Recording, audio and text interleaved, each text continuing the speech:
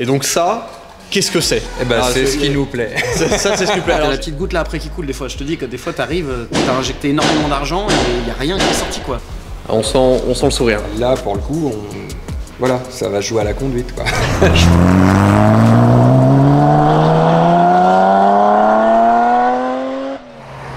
Salut à tous, j'espère que vous allez bien, bienvenue dans cette nouvelle vidéo. Aujourd'hui, vous me retrouvez pour, je pense, un sujet qui va vraiment vous intéresser et surtout qui va vous faire rêver. Je vous mets un petit peu de contexte pour vous expliquer où est-ce que je suis et comment est-ce que je suis arrivé là. Il y a quelques semaines, Sylvain, un abonné, m'a contacté en me disant « Écoute Erwan, j'ai un projet qui date d'il y a plusieurs années, je suis en train de me faire construire ma 911 de rêve. Une base de 912, vous allez le voir à l'intérieur, modifiée avec tout ce qu'il faut pour que la voiture soit un animal. » Donc j'ai pas réfléchi plus que ça, j'ai pris mes billets. Ce matin, j'ai pris le train de Paris à 7 h du mat pour venir ici, dans ce garage Machine Revival. Je vais passer les portes pour vous présenter déjà Sylvain, qui va nous raconter son histoire, mais aussi Nicolas, le créateur de Machine Revival. Vous allez voir que les projets que Nicolas mène avec son équipe juste derrière ses vitres sont extrêmement cool. Et on va même pouvoir approcher de près l'un des projets terminés de Nicolas. Vous la voyez juste ici qui dépasse là, et peut-être là-bas dans la vitre. Je vais avoir la chance cet après-midi de faire un petit tour au volant de cette voiture.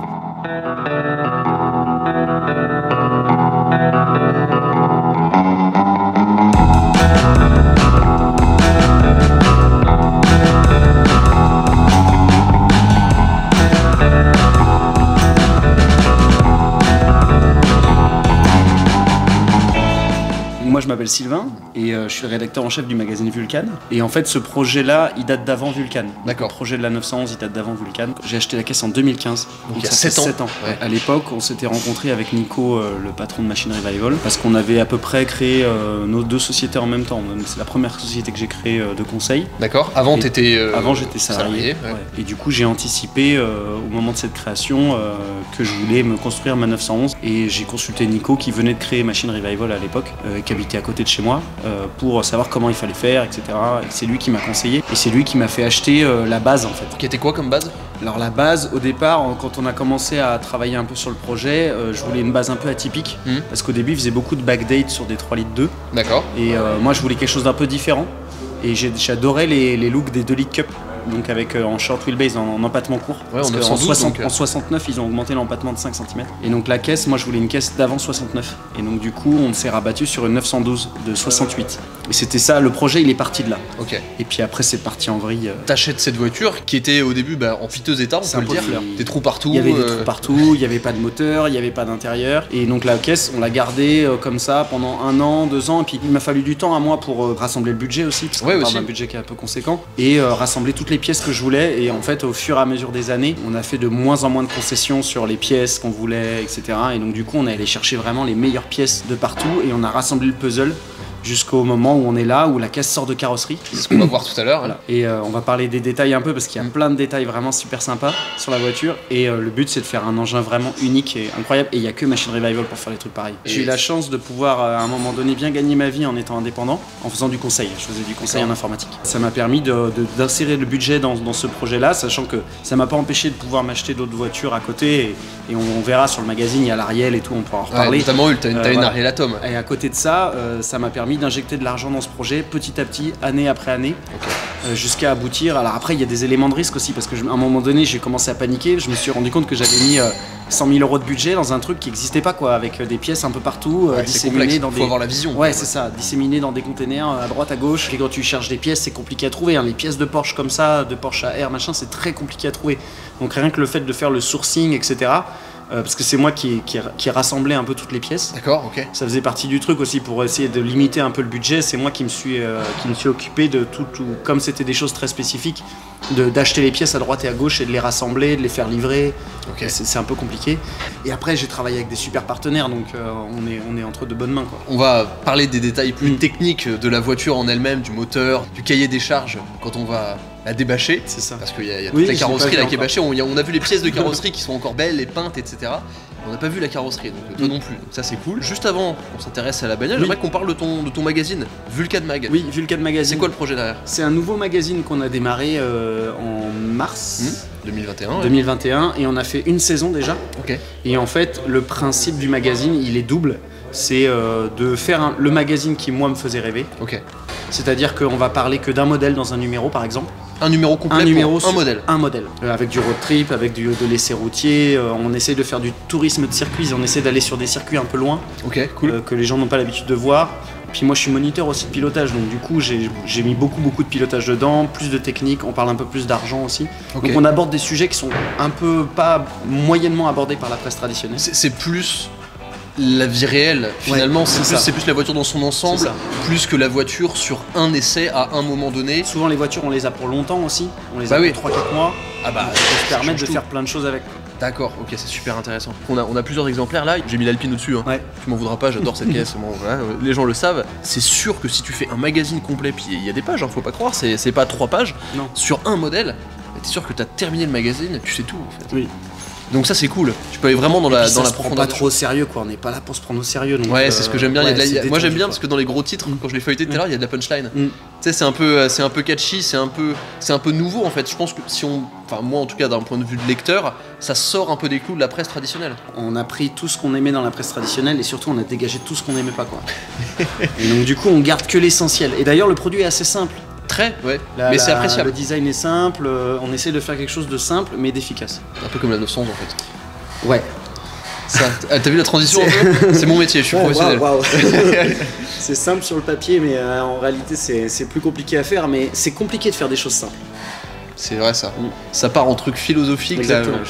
Bon, avant qu'on philosophe trop, si on n'allait pas débâcher la voiture avec Nico et discuter. Oui. Je vois que tu te trembles, allez c'est parti là en fait.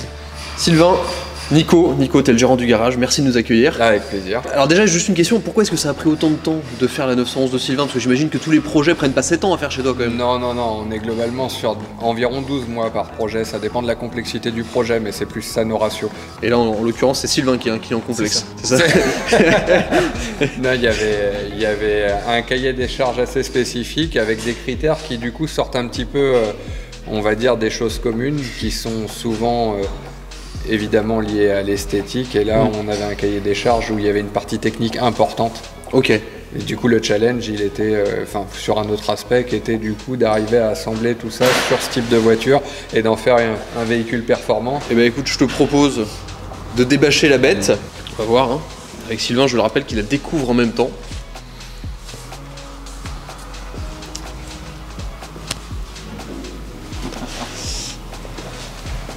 On sent le sourire. Ouais, ça tue parce qu'on a l'alliance de la peinture avec un vernis qui est juste fou. Et puis le Raptor à l'intérieur qui est... Qu'est-ce que t'appelles le Raptor? Le Raptor c'est ça là. C'est le revêtement qu'on a à l'intérieur qui va permettre de... Ça va protéger. L'avantage c'est que c'est moins lourd et c'est très résistant. Et le truc c'est que là on a fait l'intérieur, mais il y a tout le dessous de caisse c'est fait avec ça, ok, d'accord. Avec ce produit, ouais. Et on a la mise en valeur de l'arceau. Ouais, tu m'en as parlé de l'arceau qui a été fait donc sur mesure. On a ici les petits straps pour accrocher les harnais. L'arceau complet là qui passe sous le tableau de bord. Et suit les lignes de la caisse, un peu comme faisait Rouf à l'époque. Tu peux vraiment rentrer assez facilement dans la voiture. Pour rentrer quoi. Ouais, c'est ça. Et puis après on a l'arceau qui plonge derrière. Ouais, qui va ici là. Qui va se reprendre sur les têtes d'amortisseurs qui sont renforcées ici, tu vois. Ah ouais. Donc, du coup on a une rigidité structurelle. Je sais pas, on va être rigide comme une 991 quoi. C'est quoi le moulin qui va dedans? Le moulin, en fait on voulait une 911 AR, mais c'est la 911 AR ultime, donc on a pris le moteur de 911 AR ultime, donc on a un 3,6 litres de 993. Dans une voiture qui va faire moins de 900 kg. Le but c'est de moins de 900 kg. Ouais, c'est dans le cahier des charges, on va falloir qu'on le fasse de toute façon. Donc moins de 900 kg, je pense qu'on y arrivera. Un moteur qui va faire facilement 300 chevaux, non? 300 chevaux et surtout qui va déborder de couple, parce que le 3,6 litres il est vraiment très coupleux quoi. Comment c'est possible de rentrer un si gros moteur dans un si petit châssis? Parce qu'à la base les 912 c'était des 4 cylindres. En fait la coque, la cellule de la voiture a pas vraiment évolué, a évolué dans plein de petits détails techniques, mais au niveau de ses dimensions a pas vraiment évolué de ses débuts jusqu'à la 993. Okay. Et en termes d'espace, on a la place de le rentrer, c'est plus sur des questions de points d'ancrage, de fixation et de rigidité que ça va se jouer. Et donc sur une 912, il y a besoin de modifier les supports moteurs, etc. Mais compte tenu de l'état de cette base, de la base initiale, de toute façon, on a reconstruit tout l'arrière en partant d'une base de 3,2 litres. Donc de toute façon, la partie arrière de la voiture a été complètement c'est ça, donc en fait, on a on mettra les photos, mais d'ancrage. vous avez coupé ici en fait, pour avoir justement ces points d'ancrage là, si je me trompe pas, qui vont pouvoir accueillir le plus gros moulin. C'est ça, et en plus du coup ça a permis de renforcer structurellement toute la partie arrière de la baie. On a des gros trains, on a des trains avant de 2 litres cup, donc comme des 911R de 1967, et on a des trains arrière en fait de 3 litres de modifiés. Ok, d'accord. Pour encaisser la puissance. Bien sûr. Ça va être un challenge aussi parce que il faut que ça tienne la route le machin quand même. On va avoir des pneus qui vont être un peu étroits pour la puissance. Donc il va falloir mettre une gamme de pneus qui va être... C'est ça va être la qualité. La qualité des pneumatiques va compenser la taille de Bien sûr. la montre. Tu auras évidemment tout ce qui est suspension, frein adapté, boîte 915 qui va être adaptée au moteur avec un short shifter. Avec un shifter, pour éviter justement les passages de vitesse de 4 mètres comme on les connaît sur ces boîtes-là habituellement. Et puis je pense que ça va faire une sacrée machine quand même parce que 300 chevaux, 900 kg. Oui, ça va commencer à envoyer fort. Ça va être axé sensation au-delà de la performance parce que c'est sûr qu'on est loin des évolutions ST ou quoi où du coup on élargit les voies, ils avaient gagné en empattement, on avait des voitures qui du coup étaient plus efficaces. Là pour le coup voilà, ça va jouer à la conduite quoi. Je pense. Bon, heureusement t'as déjà une Ariel Atom et tu sais ce que c'est qu'une voiture vive. Oui, ça va.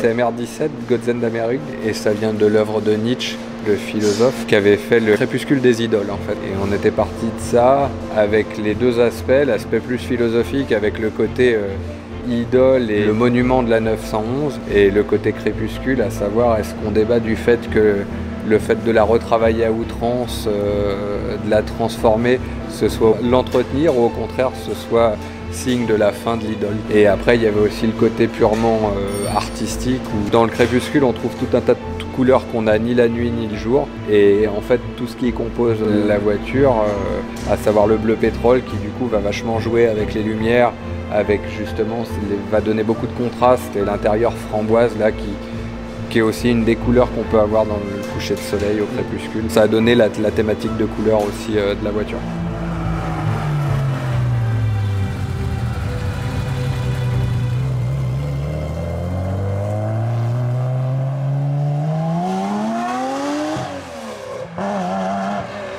Ok, le moment est venu pour moi de me retrouver derrière le volant de cette création de Machine Revival. En plus j'ai mis vraiment les chaussures pas du tout adaptées pour ce genre d'auto. Déjà ce qu'on peut noter, c'est le son.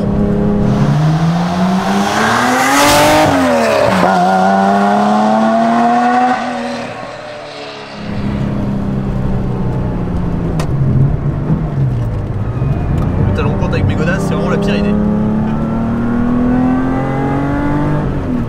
Cette création de Machine Revival, elle est équipée d'un moteur 3,2 litres. D'origine c'est une turbo look. Je trouve ça extrêmement cool que Machine Revival à chaque fois arrive à mettre plus que simplement de la connaissance mécanique dans la voiture. Il y a aussi vraiment ce côté artistique, ce côté histoire qu'il faut vraiment comprendre avec leur voiture, c'est qu'ils sont à chaque fois très attachés à faire quelque chose de sur mesure pour le client, mais pas seulement au niveau de la mécanique. Il y a vraiment l'histoire personnelle du client, ses préférences, ses anecdotes qui rentrent en compte dans le développement de ce genre de voiture. La direction qui n'est pas assistée est très lourde à basse vitesse, qui rend la voiture assez difficile à manœuvrer. En revanche, dès qu'on commence à mettre du rythme, elle s'allège. On a une bonne sensation de ce que fait le train avant. Elle est très légère, la voiture. Elle pèse quoi, 1100 kg, 1000 kg? C'est ça, ouais. 1080. Un peu plus de 270 chevaux. Le moteur est très rond, très coupleux, mais rageur quand même dans les tours. C'est une voiture qui n'est pas intimidante à conduire. Bon, évidemment, je vais faire attention parce que je vois qu'il y a un petit peu de gravier. Et puis bon, c'est quand même pas ma voiture. Je remercie d'ailleurs le propriétaire, je sais qu'il me suit. Ah, mais il y a une ambiance, il y a un feeling, un toucher de route qui est génial.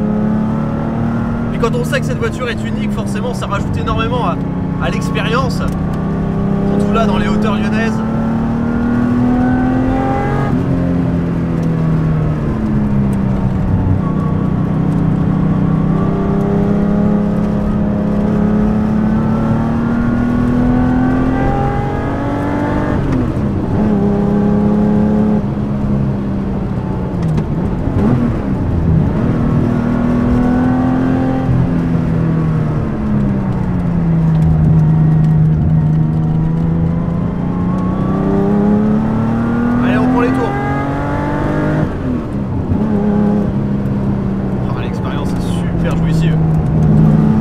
La voiture est vraiment très plate dans les virages.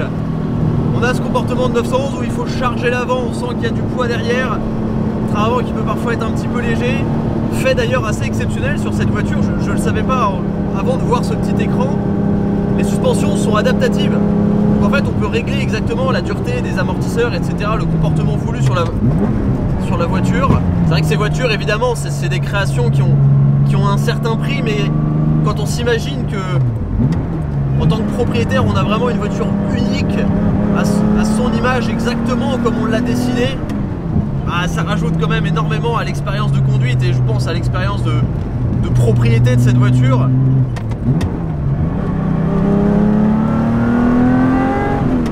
Je pense qu'il y a difficilement meilleur gadget pour aller se vider la tête après une journée de boulot ou juste pour aller se faire plaisir, se balader, sachant que le client l'utilise tous les jours. Même parfois avec ses enfants derrière, ce qui est absolument génial. Et à conduire, on sent que c'est une machine aboutie. Là, c'est vraiment mon ressenti sur des premiers tours de roue, mais ça lit bien la route. La voiture est stable. Puis le débattement de la boîte est vachement bien. Ouais, elle est sympa la boîte en fait. Ouais, la boîte est très cool. Le levier très haut, là, tu peux vraiment. Le passage 3-4, il est jouissif. Ouais. Ça joue comme ça. Même le 2-3, il est bien, ouais. Je trouve. Tu peux vraiment l'envoyer, puis il est à 5 cm du volant.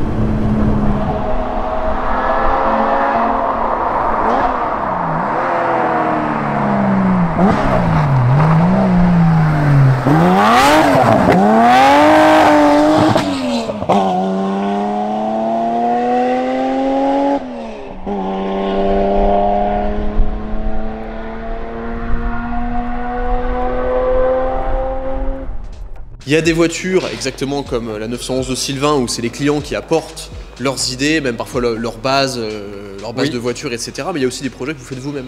C'est ça, en gros oui, on a ça, soit il y a une voiture existante, soit on cherche la voiture et on bâtit le projet, soit nous on propose des voitures finies, ça nous permet d'aller... Comme le range qu'il y a dehors par exemple. Comme le range qu'il y a dehors, et ça nous permet voilà, d'aller chercher de la variété et puis de mettre, de déployer un peu les idées, les différents projets sans forcément, sans retenue quoi, ouais.